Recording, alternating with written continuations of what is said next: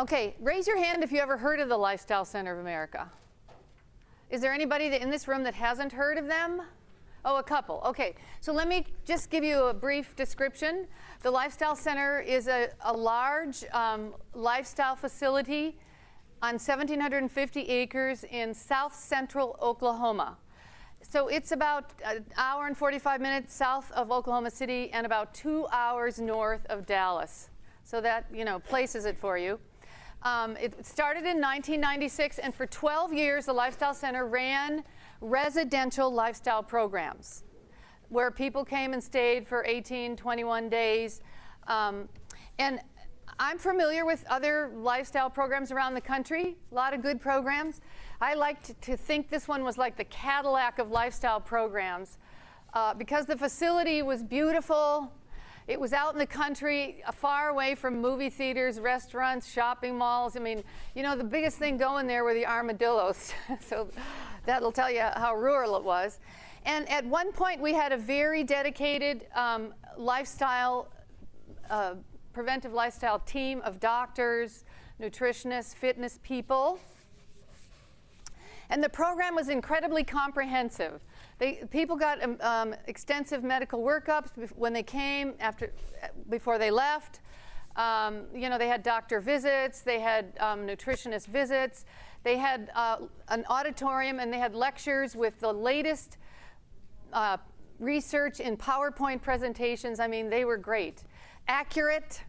And, when the people left, they had a little book that kind of looked like a graduate school course.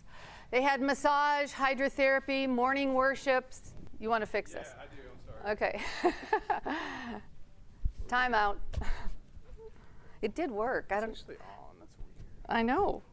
Give me 1 second. I'm going to go over there. Yeah, that's fine. Can I keep talking? I'm going to keep talking. Let's see. The food was vegan. There was hands-on cooking school. Over the years, more and more of our guests were diabetic, so we made the food more diabetic friendly. It was low sodium, low fat, low glycemic. Just a very, very comprehensive program.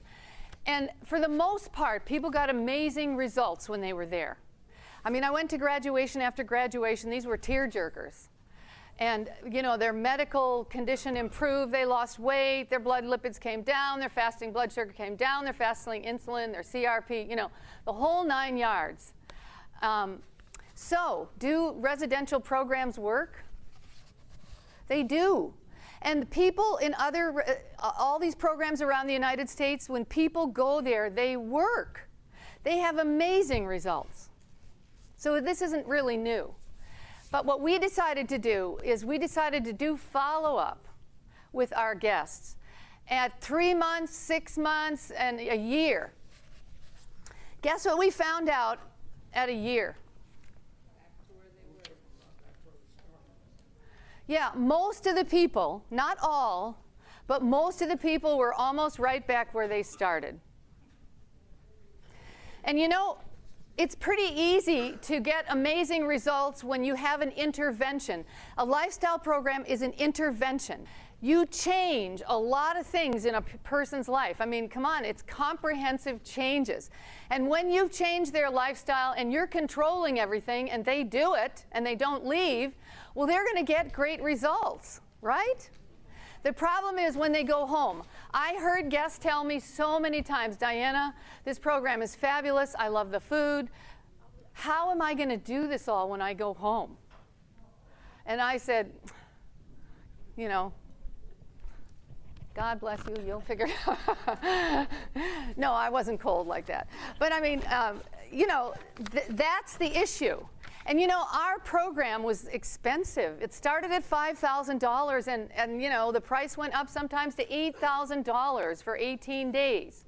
And I have to tell you this, a small percentage of the people were very wealthy. They could write a check for $8,000 like I could write a check for $80, right? But a lot of the people were taking savings or retirement to pay for this. So when we did this follow-up and we got these kind of results, we started to ask ourselves difficult questions. like this? Was the information we were giving them too much too fast? Was it like dumping? Was it like trying to have them drink water out of a fire hose? Were we asking them to make too many changes too fast? Was the program too expensive? Well, that was a no-brainer. It excluded a lot of people. We had a call center. You know, when people learned the price, many of them never called back. Was the program realistic? So let me ask you a question. What is the difference between a perfect program and a realistic program? And, you know, I really want your responses. Just speak right up. What's the difference between a perfect program and a realistic one?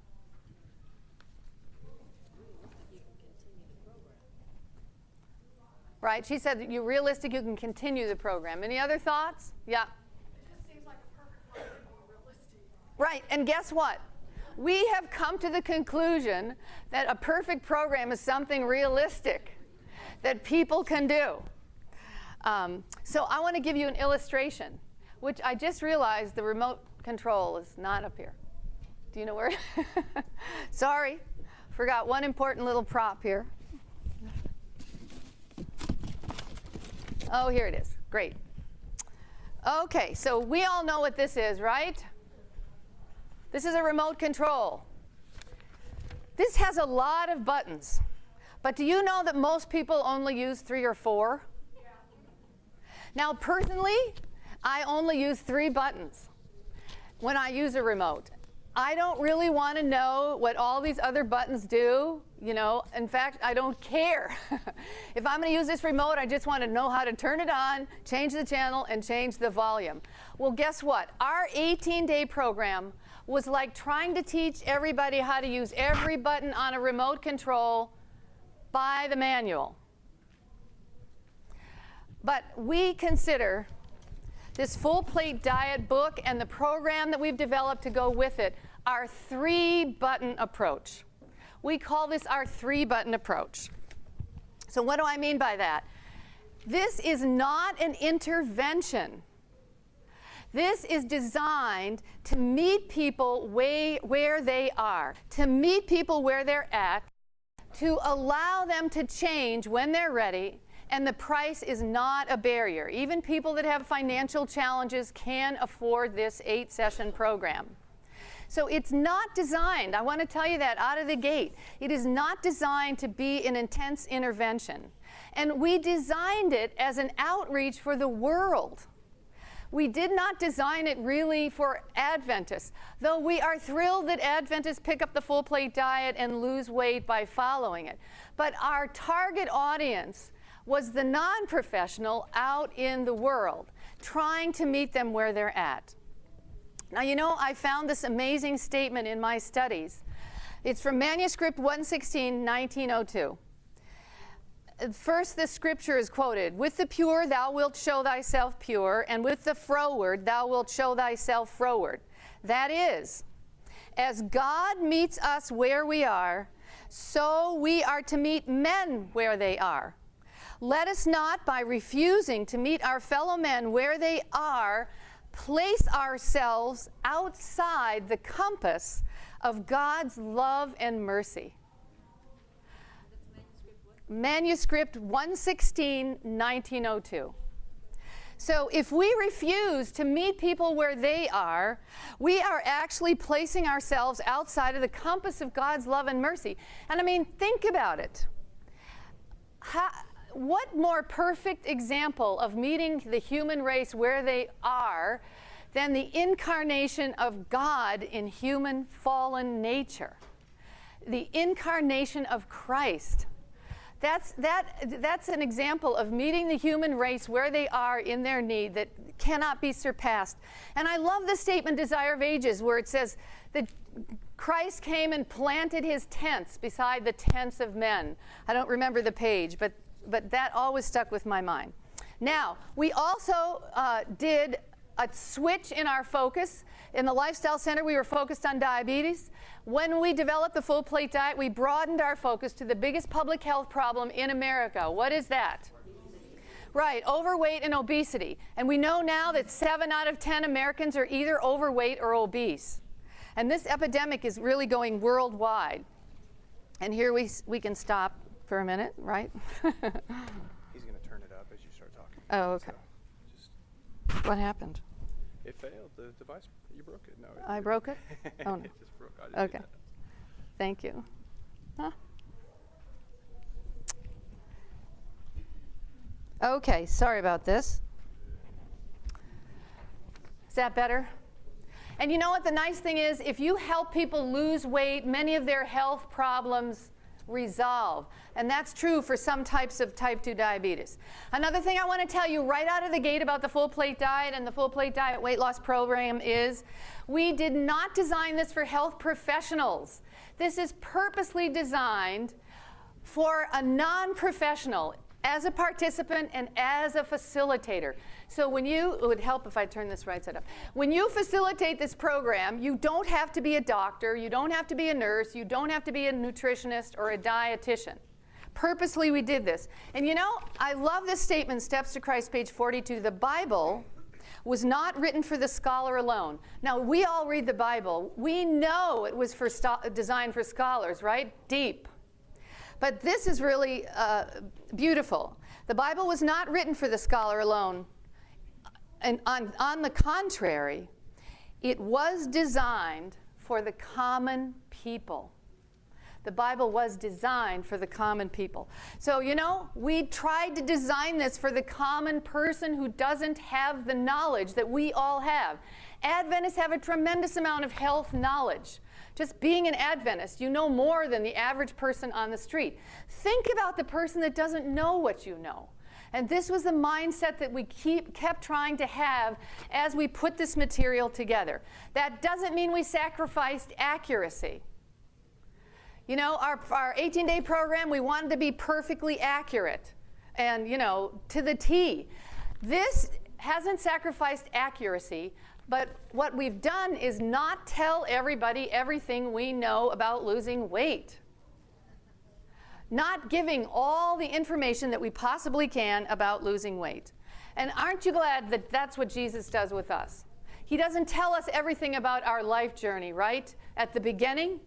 If he did, we probably wouldn't walk it with him. So, you know, we're trying in this program not to dump as much knowledge as we can on people right away.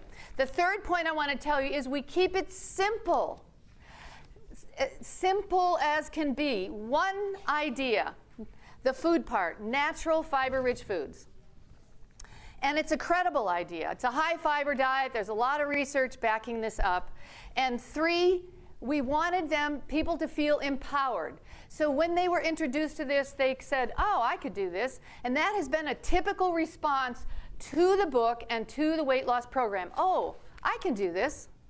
You know, what good does it do if we give people tons of information and when we're through, they don't know what to do with it. They don't know how to implement it in their life. So that was, you know, our motive for designing this. So now, let me tell you what I'm going to do for the next 25 minutes. I'm going to do a little presentation to introduce you to the basics of the Full Plate Diet that we developed sort of as an introductory session for businesses and corporations. What we're trying to do is to help people in wellness, employee wellness, in companies out there. So this is a target audience, and so we developed this little presentation to teach them about the principles of the Full Plate Diet, and we give this presentation to wellness leaders in businesses. And now at Chesapeake Energy in Oklahoma City and Kelsey-Seybold Clinic in Houston, they are going to start implementing the Full Plate Diet weight loss program for their employees as one of their employee benefits. So I'm going to show this little presentation to you. It will teach you about the basic concepts of the Full Plate Diet and some of the things in the program. And then I'm going to finish up by showing you how easy it is to do this program with a little mock mini session right up here in front. But keep in mind now, take your Adventist hat off, okay? Keep in mind, this is designed for the non-Adventist audience. Okay, raise your hand if you have ever gone on a diet. Wow. Up, keep your hands up. How many of you lost weight on the diet? Any amount of weight, even if it was like 1 little pound. How many of you lost? Okay, now keep your hands up. Now here's the kicker. How many of you have kept that weight off? Every single bit of it. There's 2, 3. Okay, this, by the way, this is a terribly typical response in any audience. When I do this in a completely secular business, everybody raises their hand, you know, they've gone on a diet. Almost every single hand goes down for keeping that weight off.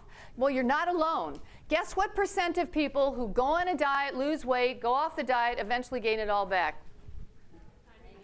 You know, it feels like 98% and 100%, but it isn't. It's actually about 80%. Now, if this has happened to you, and some of you it's happened to, because, you know, you just raised your hands and your hands came down, how does it make you feel? How does it make you feel when you invest your time, your energy, your money in going on a diet, you lose weight, you go off the diet, you gain it all back, and then some? How does that make you feel? Right, it's frustrating, it's discouraging, and a lot of people give up on weight loss altogether, right? So let me ask you, do diets work in general, yes or no? No. No. So what in the world am I doing standing up here talking to you about another diet, right? The full plate diet. It would help if I turned this right way. Well, you know what? As one of the authors on this book, I think this is very different. This approach is different than most diets. But I know that's what they all say. But look, how many diets do you know actually tell you to eat more, not less, to lose weight? See, the key to the full plate diet is eating enough to lose weight. So the question I have for all of you this afternoon is, are you eating enough to lose weight?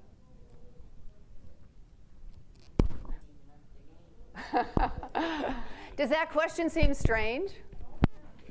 It is a little strange because when someone's overweight, we consider them to be overweight because they're eating too much, right? Not that they're not eating enough. This is a critical issue, and we want to look at this in relation to the full plate diet. So let me tell you how easy it is to get started. You just get started on the full plate diet by adding natural fiber-rich foods to what you already eat. So you don't have to buy pills, you don't have to buy powders, you don't have to buy pre-prepared foods.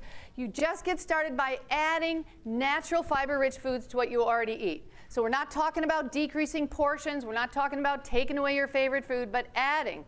Now the problem is, when I say natural fiber-rich foods, that has a lot of negative connotations in most people's minds. They think, oh no, I've got to eat stuff that tastes like cardboard, and I've got to eat stuff that sprinkle bran all over everything, or maybe I've got to eat some kind of weird food that nobody's eating. But no, natural fiber-rich foods are foods you already know. You're already eating some. They're easy to get at the grocery store. You just need to eat a lot more of them. These are things like mangoes and strawberries and oatmeal and green beans and pinto beans. In the book, we feature 55 different natural fiber-rich foods. If you've seen it, you know. But you know what? The good thing is there are literally thousands of these kind of foods, so it makes it very easy to personalize this approach. It's very flexible, because if you or family or friends don't like one particular natural fiber-rich food, well, there's a whole lot more to choose from. Now, in the book, we call the concept of adding these natural fiber-rich foods to what you eat powering up your food, because the power to lose weight is in eating these foods. We have several pages of illustration on the concept of powering up, but I want to show you right now how easy this is to do. So I need a couple volunteers who would just be willing to stand up here and hold this poster and then turn it around when I ask you. I won't ask you any questions. This is not a test. You burn more calories standing than sitting, so you know. Okay, just come. Oh, we got 2 right here. Look, oh, now we have 3. Okay. I don't care, whoever. Thanks. Okay, you can hold this one, and I'm going to give you another one. But don't turn it around yet. Now remember, take your Adventist hat off. Think of yourself as a non-Adventist in a secular audience listening to this. Come a little closer to me, please. Great. Okay. Your name? Jane. Jane and Amy. Thank you. Okay, Jane, go ahead and turn that around. So what do we have here? This is a medium baked potato. How many grams of fiber in the medium baked potato? About 100. 100. What, grams of what? How many grams of fiber in a medium? 4. About 4, I mean, this is not absolute. If you eat the skin, right. If you don't eat the skin, you lose about half that. I was giving this talk once at the Portland Hospital, and it was a lunch and learn. And when I said that, everybody started laughing. And I said, what's so funny? And they said, because we were just about to throw the skins away, but now we're going to eat them. Okay, so we got 4 grams of fiber eating the skin. That's not bad, but we want to power that up. We want to add some fiber-rich food to this potato. Now, most people add butter and sour cream, right?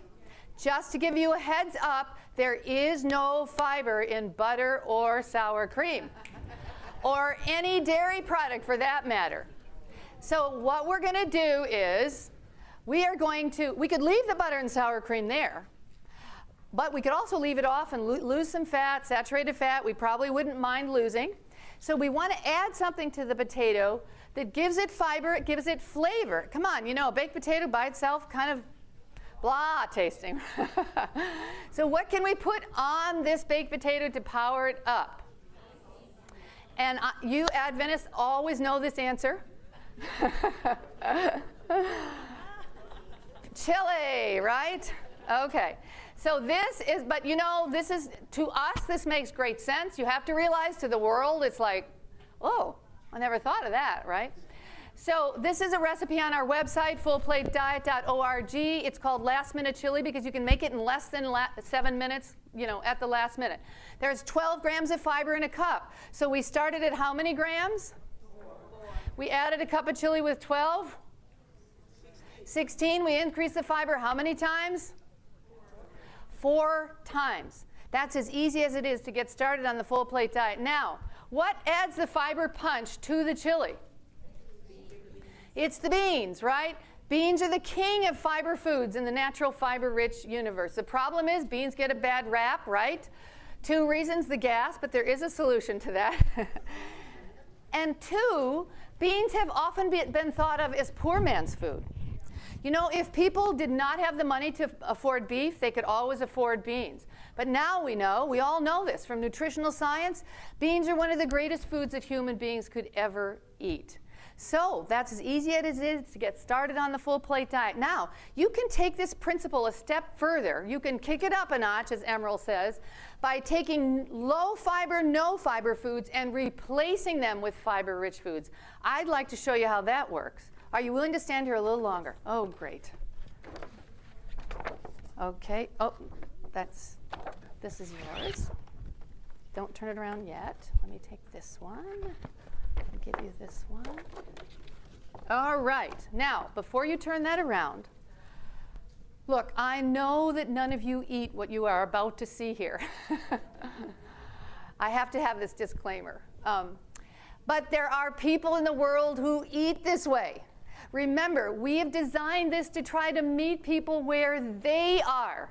Not where we think they should be, not where not where we are, but where they are. So there are people who eat this. So go ahead and turn this around, and do you know what these are, everybody? No, it's worse than an Egg McMuffin. This is a sausage cheese Egg McMuffin from McDonald's.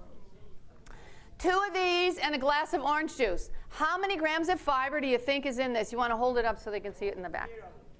No, it's not 0. More than 2. 4 grams of fiber. So now you have just learned, I'm telling this to, you've just learned there is no fiber in the sausage, right? There is no fiber in the cheese because we know there's no fiber in the dairy product. You didn't know this, but there is no fiber in the eggs. Now, there is no fiber in the orange juice.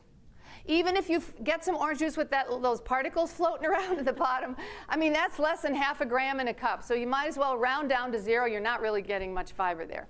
So the fiber you're getting is in the English muffin. There's 1 gram in each half, so that makes 4. Now, guess how many calories in this 4-gram breakfast? 800. More than 8, less than 12. 1,000 calories. Okay, so look, here's what you could do on the full plate diet. If you were willing to just let go of one of these McMuffins and the orange juice and replace those with natural fiber-rich foods, here's what you could get for the same 1,000 calories, but don't turn it around yet. I just have to tell you something. I was giving this presentation in Southern California at a business, Cardinal Health, and the room was blue-collar Hispanic workers. And when I made this comment, if you would be willing to just give up one of these, and they said, I don't know if we're willing. Well, I said, hear me out, please. Okay. So anyway, if you're willing to give up one of those, this is what you could get for the same 1,000 calories. You got to hold it so high. That's good. Okay, so here you have the McMuffin. That's 450 of the 1,000 calories. The rest of it is an orange, an apple, a banana, half a cup of blackberries, half an ounce, about 11 to 12 almonds, 1 cup of cooked oatmeal, and a half a cup of 2% milk. I use 2% milk because that's probably what people are using, more than 1% or skim. All for the same 1,000 calories. That's a lot of food. I would be hard-pressed to eat this, right? Okay, guess how many grams of fiber this is?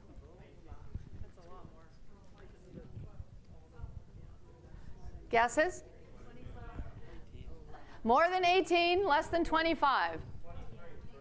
22 grams of fiber for the same 1,000 calories. So look, this is as easy as it is to get started and to move forward on the full plate diet. So the question I have for you is, are you eating enough to lose weight? Are you eating enough natural fiber-rich food to lose weight? In fact, let's do a little self-check right now. You received a handout when you came in. And by the way, thank you very much, everybody. Give these two ladies a round of applause for standing here so long. You received a handout when you came in, right? All right. On the second page, it says 24-hour natural fiber-rich food inventory. This is a list of the 55 natural fiber-rich foods featured in the full plate diet. So what I'd like you to do is take the next minute and circle every one of these foods you've had in the last 24 hours. Now look, don't worry about the amount that you had. Don't worry about portion. Just if you had any amount of any food on this list since this time yesterday, since 4 o'clock yesterday.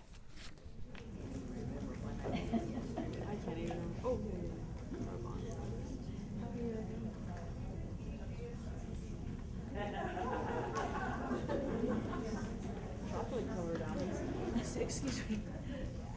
How many grams of fiber do you recommend a day? Okay. All right.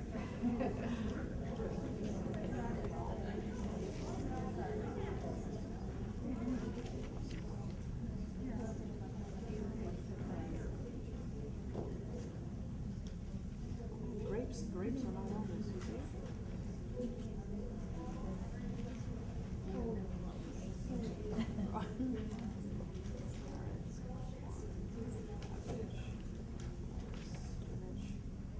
Okay, about 10 more seconds.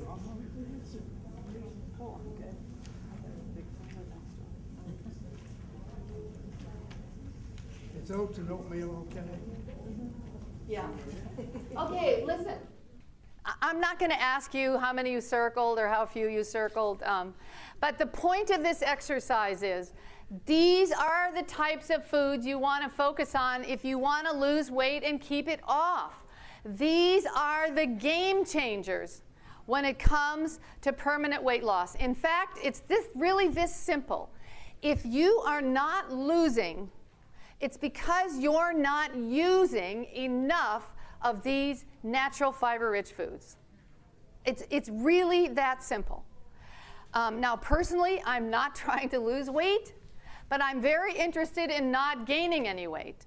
And I eat about 10 to 12 different natural fiber-rich foods every day. So guess how many grams of fiber the average American gets? It's about 10, right? 10. Now, professional health organizations don't recommend 20, but somewhere around 30 grams of fiber a day. And in the full plate diet, we're recommending people work their way up to about 40 grams of fiber a day. This is not an absolute amount, just a general target amount. That's 4 times as much as the average American is getting. So clearly the average American is not eating enough to lose weight. Now notice I said work your way up, right? Because if you're eating 10 grams a day today, you do not want to be eating 40 grams of fiber tomorrow. Or you will have very serious social challenges. Like, you're going to spend a lot of time alone. And by the way, we've had people do that, you know, and they suffered. All right, so look. Did you say gas station? Pardon me? Did you say gas station? Yeah, a gas station, right. That's a good one. All right, so how does this work? How does eating all these natural fiber-rich foods on that sheet and in the book, what's going on there? How does that work? I want to tell you how it works very simply, but I need your help. So if you will humor me, I have 2 objects in my hand, a bottle of water and a sign that says fiber. So here's what I want you to do.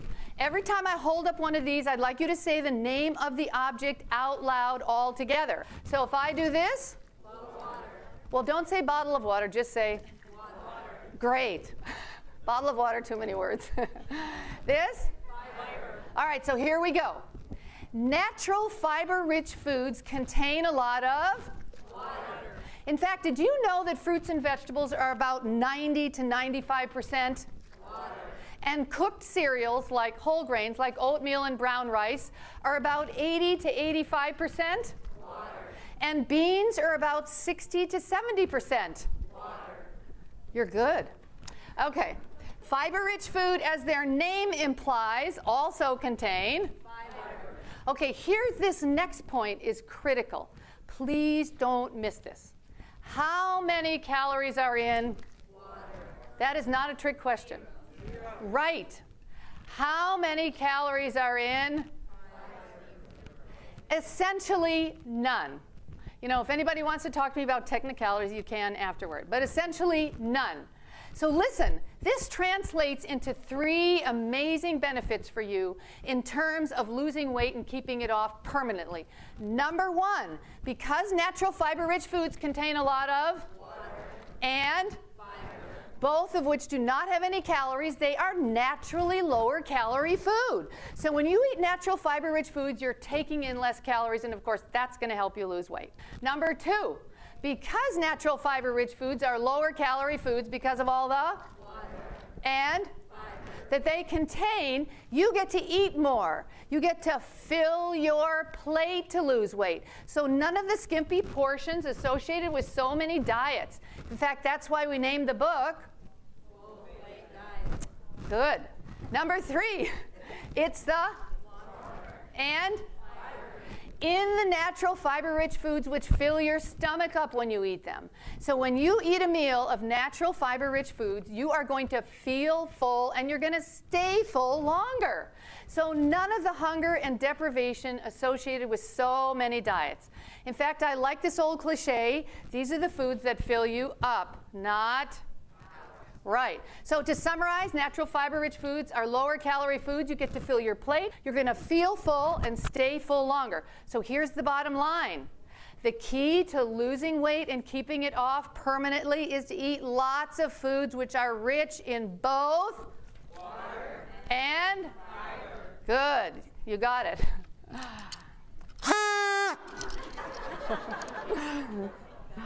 Is anybody sleeping now? So look, you know this as a kazoo horn, but I call this my fake fiber-rich food alarm. You know, I'm a nutritionist. You know, we got to have some laughs here. You know, fiber is a hot topic today, right? Fiber is being added to all kinds of foods. I mean, now there is a fiber version of Splenda. Can you believe it? But listen, I have to tell you, when it comes to weight loss and permanent weight loss, not all fiber-rich foods are created equal. There are 2 kinds. The first kind is the natural fiber-rich food. These are the ones on that handout. These are the ones featured in the full plate diet. And the reason we call them natural fiber-rich foods is because they naturally contain fiber. These are the foods you want to focus on for weight loss. The second kind of fiber-rich food is what I call fake fiber-rich foods. That's because they're kind of pretending to be something they're not, because fiber has been artificially added to these foods. They tend to be the man-made, processed, packaged foods, right? Like the fiber bars. You're laughing? Uh-oh. You know, some cereals, now there's a fiber version of Fruit Loops.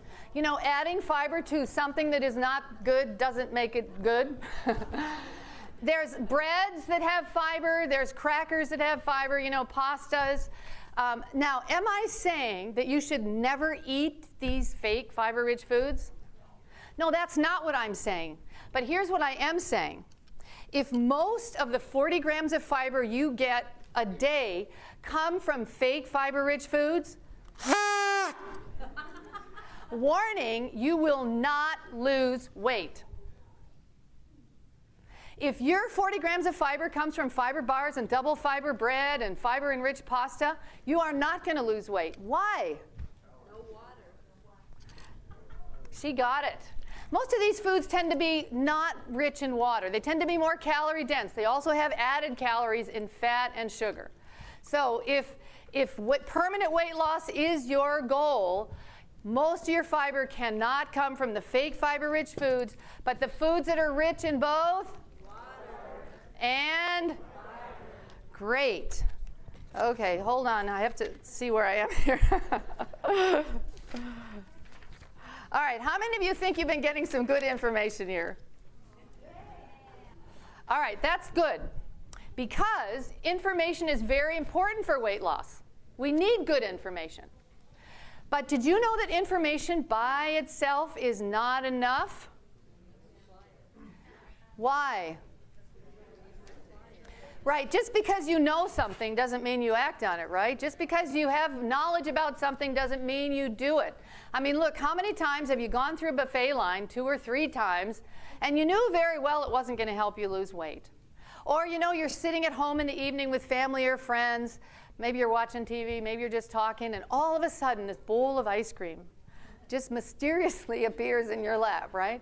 You know very well that's not going to help you reach your weight loss goal. So while information is important, it really is only 1 out of 10 tools that you can use to lose weight and keep it off permanently. I want to do a little demonstration to illustrate the point that I'm making here, and I need 1 more volunteer.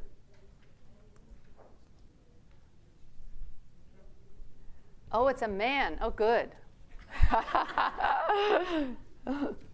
Are you strong? I don't know. Oh, okay. And your name? Andy. Oh, thanks, Andy. Okay. So I have a popsicle stick in my hand, and this popsicle stick represents a tool. One of the tools, 10 tools. And it's going to represent the first tool, which is get the facts. Good information. Very important. So what I'd like you to do, Andy, is hold this popsicle stick in your hands like this, and we're all going to count to 3, and then I want you to try to break it. Okay. Okay? Don't start yet. So let's count together. Ready? 1, 2, 3. Great! You did it. Don't go anywhere. Okay. Was that hard? No. Okay. So just like it wasn't, you know, 1 popsicle stick is not very strong, right? We can easily break it. So information by itself is not enough. It's not strong enough for you to lose weight and keep it off. Information might get you started, but it isn't going to get you where you want to go. So, Andy, we're going to add a second tool. Sure. Okay. He's ready. So here's the first popsicle stick with the first tool, which is? Get the facts, right, we need facts. Now we're going to add a second tool, but before I give you this popsicle stick representing the second tool, I want to tell you what this tool is. This one's called getting inspired. Inspiration means your emotions are engaged or your feelings are engaged in losing weight. And you know, We love to pride ourselves in being rational human beings, making decisions based on information and facts. But I have to tell you, the truth of the matter is we are much more likely to take action based on what we feel and know than on what we know alone. So what happens with this tool is something happens in your life to arouse you emotionally or stimulate you emotionally. You have some kind of aha experience, some kind of wake-up call that motivates you to want to lose weight. This could be any number of things. Maybe you can't button your favorite pair of pants or skirt. Maybe you see yourself in a recent picture and you are horrified. Maybe the doctor says to you, you know, if you don't get this weight off in 6 months, you will have full-blown diabetes. The point is, you have an emotional experience that motivates you to want to lose weight. So we're going to add this second tool, which is getting inspired, to this one. So put them together, please, Andy. And now we're going to count to 3. You try and break them, okay? Ready? 1, 2, 3. Oh, you did it. Was it harder? Maybe just a little bit. Just a little bit, okay. And so, you know, it was a little bit harder, but you still did it. So facts and emotional excitement is not enough to get us where we want for permanent weight loss. So let's just imagine that we have 10 tools. We have 10 tools represented by these 10 popsicle sticks. So what I want you to do, uh-oh, he's going to do some karate. Okay. What I'd like you to do is to hold these in your hands, and on the count of 3, try to break them. Sure. You can't use your knees or anything like that, okay? All right, so let's all count together, but, you know, like this. All right, wait a sec. Ready? 1, 2, 3. Come on. Come on, Andy. You can do it. How far is it going to break? Don't hurt yourself now, please. Okay, that's good. Thank you so much. Let's give him a round of applause for. Does anybody else want to try this? Okay, it has been done. I actually saw it done by a middle-aged 50-year-old woman who was a wood splitter. She just came up there and went. But look, you know what? The lesson is obvious, right? There's strength in numbers. It's hard to break 10 popsicle sticks. So using these 10 tools makes it difficult for you to fail. In fact, using the 10 tools can make the difference between failure and success when it comes to permanent weight loss. Now, you remember when I asked you how many of you have gone on a diet and lost weight, and just a lot of hands went up. Then I said, how many of you have kept all that weight off? And everybody's hands went down except for 2 or 3, right? The reason is because most people try to lose weight and keep it off with just information, some books, you know, some PowerPoint presentation, and some emotional excitement. But that is not enough. In fact, successful losers use these tools whether they know it or not. And if you're trying to lose weight and keep it off without using these 10 tools, it's going to be like trying to water ski behind a canoe, or trying to run a marathon in 4-inch heels, or a marathon in flip-flops, right? That is not going to happen. Now look, we know, you all know, permanent weight loss is not easy. It's difficult, it's challenging. But the concepts in the full plate diet and the weight loss program that we've developed based on this book can make the difference for you between failure and success when it comes to losing weight and keeping it off. Now, just so you know what the 10 tools is, they are listed on page something of your handout. Page 3 of your handout. And you know, these are not rocket science. I've got to do a little admission here. When we were working on this, I said to my colleagues, you know, I don't use those 10 tools anymore. My weight maintenance is just part of who I am now. It's just my lifestyle. And my colleague said, I don't think so, Diana. You know, I think you use a lot of these tools. And I said, no, you know, I had to be right. But then I went back to my office and I started thinking about it. And then I looked at the list and I started thinking about my personal life. And I do. You know, I use many of these tools to maintain my weight and not gain. These are the kinds of things that God has given us the power to do. in cooperation with him. So that is the end of the presentation that we do for the public, for wellness, anywhere, but for wellness coordinators. So what I want to do is review the materials, and then we're going to do a quick mock session to show you how easy it is to do this program. So if you, if you are a facilitator of this program, remember you don't have to be a health professional to facilitate this program, you're going to see. If you buy the facilitator kit, this is what you get for $60. There's a script for you, there's a workbook that goes along with the book, there's the book on a CD, and there's a 12-week startup diary. This is for people who are ready to take action if they want to record their water, their fiber, their exercise, whatever they want to record. They're in action stage. That's for these kinds of people. This is what you get as a facilitator. If you participate in the program and you're not facilitating it, you get everything but the facilitator guide, the workbook, the book, the CD, the diary. This is $40. So that's an investment of $5 a night, 8 nights. That is within reach of people who even have economic challenges. And I want to point out something that you can't see because you don't have a facilitator guide. This is the script. There's 2 different colors of print here, blue and black. The blue is the script that you as the facilitator just read. That's all you have to do is read it. The black print is your directions, which you read to yourself. You obviously don't read those out loud. And the first time we had a lady doing this, she said, she read her script and then she said, wait for response. Oops, I'm not supposed to read that. But you get the point real easy, real quickly rather. It's so easy to do. So I need 7 volunteers to come up here and pretend like you are a little mock mini session.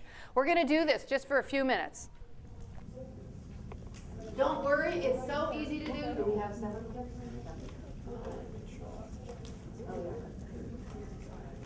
Okay.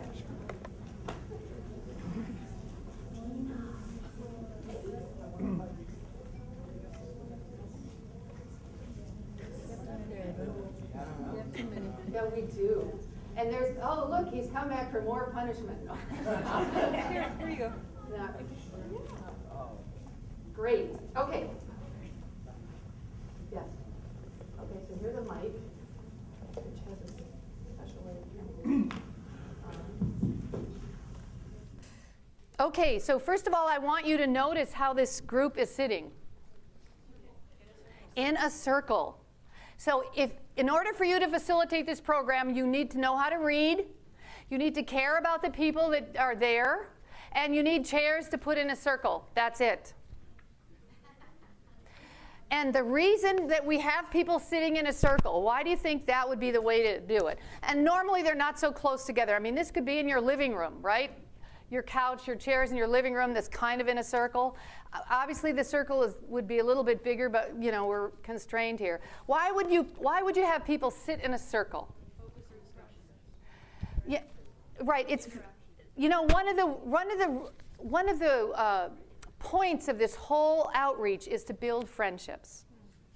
And this helps in building friendships when there's no table in the middle of you and you're not sitting behind tables in a classroom situation. Research bears this out, and we've seen it as we've piloted this. When people sit behind tables, they're much more likely to check their emails, text, have side conversations, and not interact with other people.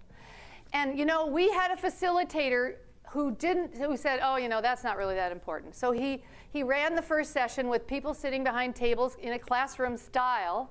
So one of our employees at the Lifestyle Center called him up after the first session, how'd it go? He said, yeah, it was okay, but people weren't talking very much. And she said, well, were you sitting in a circle? He said, no, She said, do me a favor, just try it. Just try it next week. So he did. He put the chairs in a circle, and the difference was the difference between night and day. So don't avoid this, even though you think you might be gaining something. All right.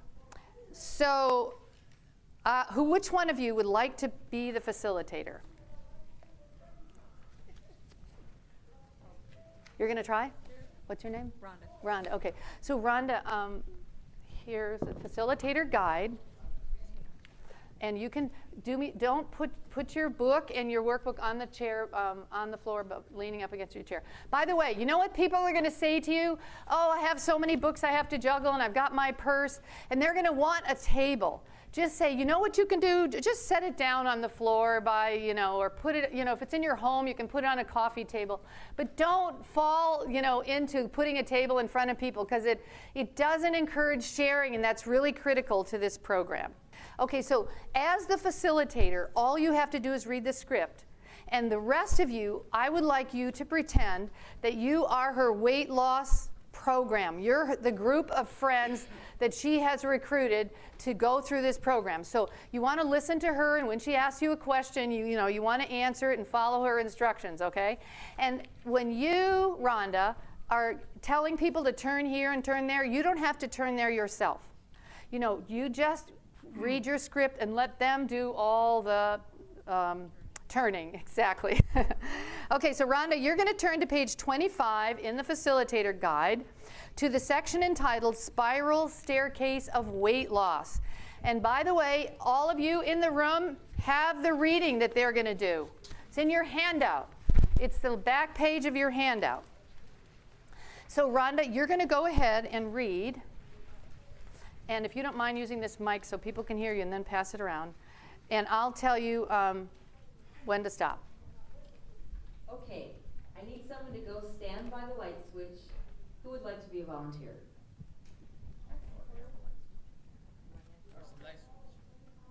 We don't know. Right there, I pretend that's a light switch. Oh, the problem is you can't get the effect with it. Is there, okay. Well, normally, yeah, just pretend. Normally you would have a light switch. This is not your... Counting three, close your eyes. Doing like Perfect. Please go ahead and turn the light off and then back on. Okay, 1, 3, lights on. Yes. Now, wouldn't it be great if losing weight was that easy? But we know it isn't. So let's take a look at how weight loss really happens on an out loud reading around. Turn to page 14 in your workbook.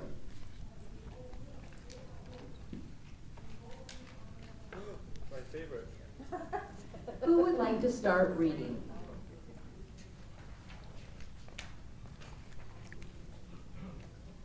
Excellent. Okay. Give her the mic. Yeah, great. What is the number one reason people fail to lose weight and keep it off for good? You may have guessed. Not enough willpower, motivation, or time. But as odd as it may sound, the number one reason is they don't know how. Much research has been done to document the way people successfully achieve permanent weight loss. As you begin to explore changing your lifestyle to lose weight, these research findings can be extremely helpful. Successful weight loss is a process that unfolds over time and involves progress through 5 stages. Not everyone is ready to lose weight at any given time. Many people move forward a bit and move backward before successfully losing weight for good. We call this the spiral staircase of weight loss. This kind of 2 steps forward, 1 step back progress is very common, and it can be useful. Each time you take a step backwards, you can learn from your previous progress and start moving forward again quickly. That's encouraging. Here are the 5 stages of weight loss. Number 1, not ready to... Do you want me to read them? I don't know. Did she read all of that? Rhonda, should I read these? 5 steps? Okay. Not ready to lose weight is the first stage. Some are not aware or not ready to lose weight. They may deny they have a problem or may have given up because they feel like they have tried everything to lose weight and failed. Stage 2, thinking about losing weight. People who are thinking about losing weight can see the benefits, but they are primarily focused on the challenges of losing weight. They are not sure they can do it. Stage 3, preparing to lose weight. Those preparing to lose weight are committed to doing so in the near future. Often they have taken some small steps to lose weight. Stage 4, taking action to lose weight. People taking action are currently losing weight but have not reached their ideal weight. Stage 5, keeping the weight off. Those who reach this stage have maintained their ideal weight for more than 6 months. Regardless of what stage you are in today, know that the Full Plate Diet Weight Loss Program offers something for you. Okay. Oh,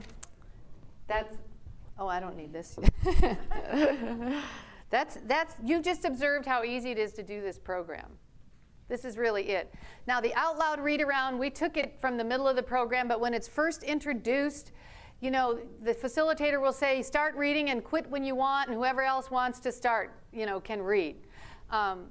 And so the program is a bunch of different kinds of activities, some group reading, some alone activities, some activities working in small groups. So we mix it up to keep it interesting. But this is really basically how simple it is to do the program. So you guys can go back to your seat.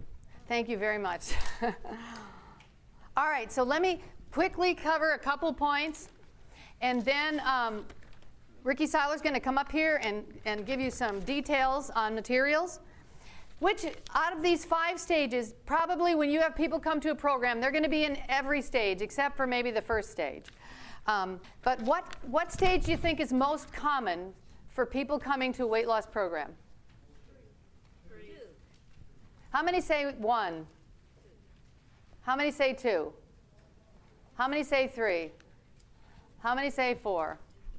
Research actually shows that the most common stage people are in is stage 2.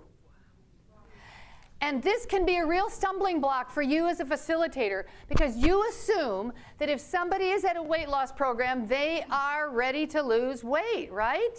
They're committed and they're ready to take action. But the truth of the matter is most people that come to a weight loss program are only thinking about it.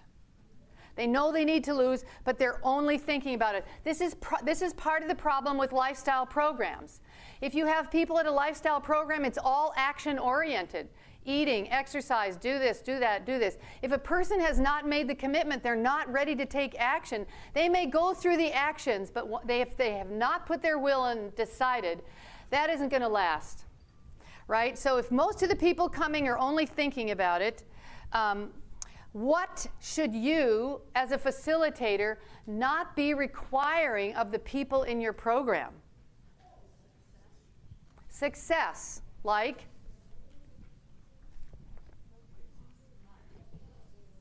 Right. Go ahead. I know this is a new and hard concept.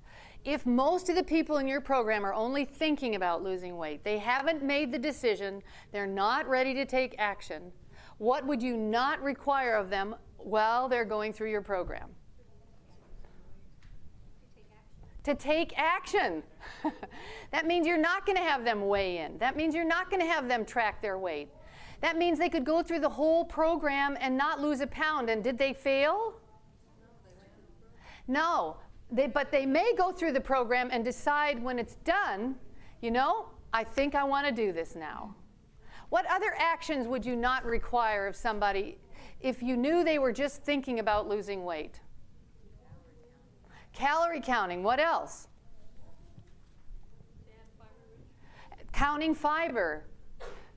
How about becoming a vegan? How about becoming a vegetarian? You know, we designed this to meet the public. We do not lead with veganism or vegetarianism. We talk about eating more of this, focusing on the positive, not eating, don't eat this, don't eat that. Personally, I'm a very careful vegan, more careful than I was 30 years ago. But I don't lead with veganism when I'm trying to meet somebody where they're at. And that's especially true in certain areas of this country. However, don't be surprised if participants make these changes on their own. They never say a word. We've seen that. We saw a woman who never said a word. 6 sessions through the weight loss program, she raises her hand, and we thought, oh, what's she going to say? She never said anything. She said, you know, I put on my favorite pair of slacks, and they were big. So I decided to get on the scale. I lost 11 pounds. She was so encouraged. She had been adding more fiber-rich foods to what she's eating. She never said a word about it, never said anything, but kept coming. Okay, now this is really important. If you're facilitating this program and you know that most of your people are only thinking about losing weight, and it isn't an action-oriented program, what kind of mindset would you want to be as a facilitator? What hats would you want to take off and not be wearing as the facilitator of a program like this?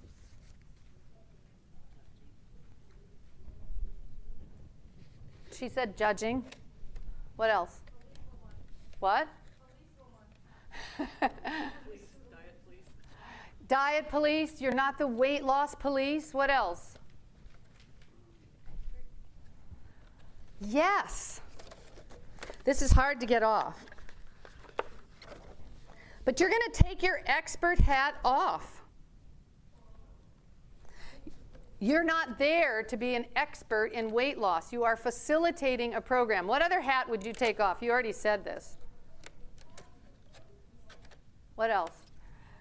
Okay, the police, that would be, you're not there to control their behavior. And what else are you not there to do? You're not there, and this this is so hard to get these apart, as you can see, and it's hard to take these hats off.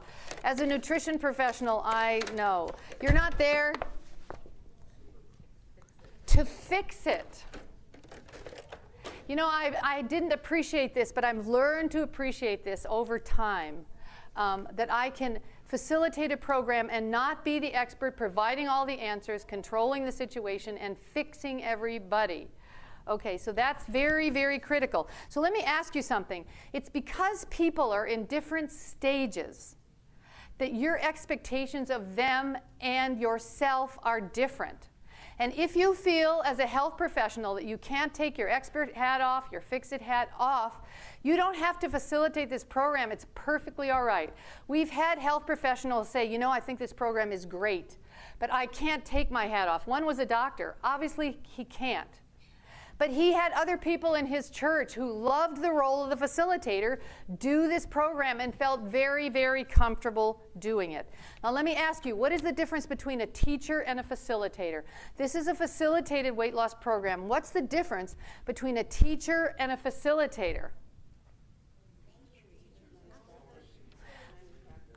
A teacher is an expert imparting to you expert information, you hope, accurate expert information. You expect that when you go listen to a teacher. When you take a course, you expect to be getting information from an expert. What about a facilitator? What is their role? It's a guide. Right, so the facilitator role here is as a guide, and you want to encourage the information to come from whom? From your participants. That's why sharing is really important. That's why you want to get comfortable with silence when you ask a question while people are thinking about how they want to answer it. That's why you don't want to judge or evaluate or analyze what they say. What if someone says, you know, this week I added an apple and a pear to my bacon and eggs for breakfast? Right, you don't want to say, you know, there's too much cholesterol in eggs, and don't you know that bacon is unclean and it has such a saturated fat? I mean, don't you know that oatmeal would be better? No, but seriously, you would say, oh, that's a great start. That's a great start. So this is the difference between this weight loss program and so many other programs. And in the welcome and introduction in the script on page 14, it sets that out for you very nicely. You're explaining to the people in the program your role as the facilitator. So the best thing to do is just read the script and let the script do the work. So you don't have to spend weeks, you know, time getting the latest research study on this or that. Just let the script unfold for you. So how do you like the idea of facilitating a program instead of teaching it? How do you like the idea of letting people make changes when they're ready? What do you think?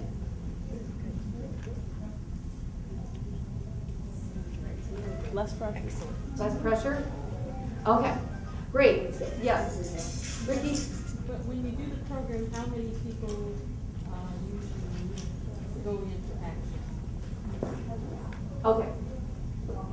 This is brand new, 1 year old, so we are in the process of setting up a data collection, long-term 1 year data collection. And that's what we intend to do, because we want that kind of data. But obviously, we're too new to have it. But someday we will have it, yes. So, like, when I introduce these to other people as possible, ministries for them, and we collect data, will you be asking for us to report them to you as well, or are you guys gonna be doing your own? I was just curious. Well, we're gonna have an outside objective source collect our data for us.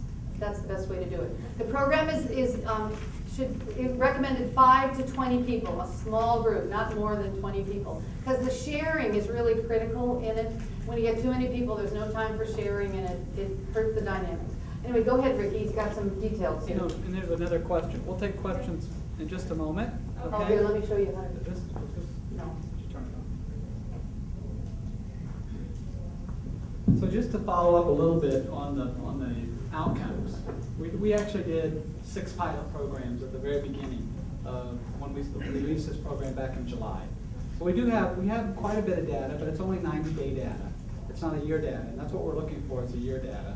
But the 90-day data was very encouraging, okay? And there are people who will start taking action even though, people start doing little small steps just right out of the gate. And as they start seeing progress, that's good. But let me just share with you a couple things. One is we saw in the 6 pilot programs that we did, we had about an 88% retention. Now we didn't pilot these programs ourselves. This was piloted by a couple of doctors' offices, a hospital in Florida, a school in Tennessee. So there was a variety of individuals who piloted the program. And that's kind of where we're at. And I will just tell you, I've been working the booth here. We have a little booth. It's 906. But the thought here is that I had a lady who just came up this afternoon. She said, oh, I was wanting to see this. My parents are in Clovis, California, and they're in the sixth session of their program. I guess their church is actually facilitating. Anybody here from Clovis? No? Anybody in the program? Are you in the program? No. Oh, okay. All right. But her parents were there, and she just came up and she said, my dad just loves this. He's been trying to lose weight for a long time, and has done some stuff and gone back, and done some stuff and gone back. And they're in the 6th week, he's lost 20 pounds. Wow. And he goes, he never feels hungry. And that's the beauty of the full plate diet, is that you can still have a full plate, and you can still lose weight. And of course, we all know that the heavier you are, the easier the weight comes off at first. Okay, so I mean, the dynamics will change in that aspect. But I did want to just go over a couple things with you. And also, I was up at Redwood Camp Meeting. Anybody at Redwood Camp Meeting? No? Up at the Redwood? Okay. Gordon Botting had asked us to come up, and I made just a short presentation up there. A couple people there had done it in their church. One guy from Roseburg, Oregon, said, he stood up and he said, and I said, well, how did it go? Tell me how it went for the program. He goes, you know what? We limited it to 20 people, just like you recommended. We have more who wanted to come, but we limited it to 20. And he goes, after 8 sessions, we had 20 people. He goes, we've never had a program with such good retention. So I think there's a lot to what Dr. Fleming's saying in regards to the right kind of facilitation. And if you facilitate it right, people aren't feeling judged, and they're not feeling like they're pushed in to take action before they're ready. That's a very important component. That's how we've developed the program. And so if you feel comfortable with doing that, we think you'll love this program. If you don't feel comfortable doing that, this may not be the right program for you. I mean, there is no perfect program, right? This isn't a perfect program. But I'll tell you, the way it's meeting folks and the inroads it's making, even into the corporate world, we're very pleased with how things are going. We're very, very tickled. I think we're very tickled. So I wanted to just share with you a couple things. If anybody here wants to actually buy the material, as most of you know, the booths close at 5 o'clock, which is in about 15 minutes. We're not going to make it back to the booths. I brought 10 facilitator kits with me. And if somebody would like to buy one, they're $60. The facilitator kits are $60. And it kind of has the material that she talked about. We will be open. We'll be open. You can come and buy and look at the material and see it, on the Sabbath hours, but we're not going to be selling anything until Saturday night at 9 o'clock. And that's an hour and a half. So if you want to wait till then, that's cool too. But we brought 50 kits with us. We've sold some already. But if you want it, I mean, they're $60 on our website. You're not going to save anything other than shipping. You'll save about, depending on $7 to $8 on shipping. Yes? So you're saying if you buy the facilitator kit, that each one that comes to the group, they're investing $40 for the weight loss program? Right, the question, yeah. And then how you get the rest of the books and stuff to you? Yeah, the question up here was in regards to how do you get the other materials for the rest of the group? The facilitator kit's only the one piece for the facilitator. The participant kit is $40, and you would need to go online, or you can call our 800 number and order those materials. Just allow at least 7 business days so we can make sure we can get it to you. We also have a 30-day money-back guarantee. If you don't open the materials, you can send back. So people say, well, I don't know how many people for sure are coming. So order as many as you want. You can ship back anything that's not open. You ship it back to us, we give you a 100% refund. So just, it's better to have it there, because if not, just one kit, FedEx Ground, is like $8 to ship. But you can get the shipping down to about $2 per kit if you ship in bulk. So if you're looking at 10 or 15 or 20 kits, that would work out much better. Okay, there's a couple more questions. Is it a nutrition question for Dr. Fleming, or is it more of a program format question? Okay.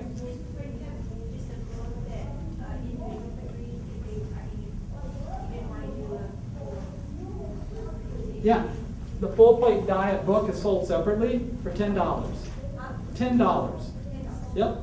And you can, that's in the booth. I didn't bring any of those with me here, but there are some in the booth. Or you can order it online at fullplatediet.org. The web address and the 800 number should be on the front page of your handout on the bottom, if you're interested. Yes? Do you have these books at the local bookstores, like Barnes & Nobles? I do know Barnes & Nobles and, well, I don't know about Borders if they're even around. I think they're closing. And Amazon, they all carry this. I don't know if a Barnes & Noble actually carries it at your site, but you can get it through barnesandnoble.org. But you won't get it for the price we're selling for. We sell them for $10. So most of the time on Barnes & Noble, they run at 13 to 14. But you can get them there if you like. Oh, yeah, one other quick thing. The first 8 sessions have gone so well, we've had people calling us back and say, you know, people like this. We'd like to do more. So we just developed a second module. It's called Full Plate Meal Makeovers. It's 4 more sessions. And so you can read all about this on our website. There's a lot more detail than probably what we're going to be able to give you right now. But that's now available as well. Okay. So we have some of these in the booth, a limited number, but these just came out like 2 weeks ago. And I will tell you this, is anyone here actually a facilitator for this program right now? Does anybody have the facilitator kit? No, okay. Because we just updated module 1 as well. And as a facilitator, you probably haven't been contacted yet, but you will probably within the next couple weeks. If you're a previous facilitator, we're actually sending out the new updates to you. If you request them, we give you the updates for free. So we're going to be sending out the updates to you. Okay, but the facilitator kit that we would buy today Yep. is already updated. Yeah, the facilitator you get today is brand new. And we'd love to hear your comments on the presentation. I know you were given a little survey when you came in. The young lady in the back would love to have